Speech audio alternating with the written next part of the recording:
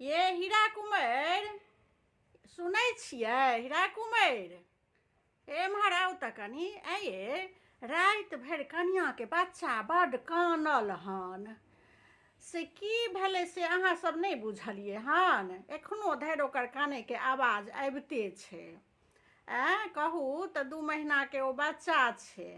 आ तहन एतेक जोर जोरसँ कानै छलै हन जे हमरा अङ्गना तक आवाज अबै छै राति भरि बच्चा कानल हन देखियौ ओ परसौती छथिन कनियाँके एखन कनियाँ बच्चाके माय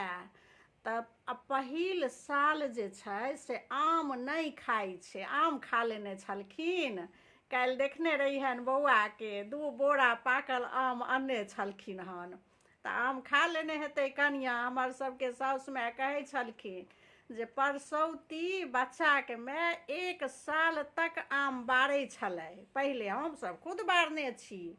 पहिल साल आम बारल जाइ छलै ओ गरम होइ छै आ ओ जँ खेलनि तऽ बच्चाके पेटमे अहिना धऽ लै छै गर्मी भऽ जाइ छै तऽ बच्चा तऽ बजतै तऽ नहि जे हमरा तकलीफ यऽ तऽ ओ भरि राति ओहि दुआरे कानल हन बुझलियै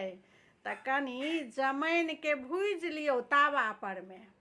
आ सूती कपड़ामे जेना धोती भेलै रुमाल भेलै गञ्जी भेलै ओहिमे बान्हि दियौ कनिटाके पोटरी बना कऽ आ बच्चाके पेटमे सेक दियौ सुन्दरसँ धिपा धिपा कऽ पहिने तऽ लोक कनि हल्का आगि जरा कऽ धिपा लै छलै तऽ तब धिपा कऽ ओहिमे सटा सटा कऽ आ पेटके सेक दियौ सुन्दरसँ बुझलियै आ कनि राइ जमाइनसँ सेहो निहुछि देबै हाँ राइ जमाइनके 7 बेर माथापरसँ उतारि कऽ आ ओहिके जे छै से राइ जमाइन मिरचाइ सूखल मिरचाइ 7 बेर निहुछि देबै नजरि गुजरि सब ओहिमे जरि जो से कहि कऽ आ हमर सबके साउस माय जे पहिले टोटका सब बच्चा सबके करै छलकै आबक लोक केओ बुझै छै ओ टोटका सब रोज साँझके जहन दिया जरबै छलियै डिबिया जरबै छलियै तऽ बच्चाके 7 बेरके घुमायल जाइ छलै एना एना गोल गोल मुँह परमे बुझलियै आ मन्त्र पढ़ल जाइ छलै किनको ओ मन्त्र अबैया आ सुनू ओ मन्त्र सीख लिअ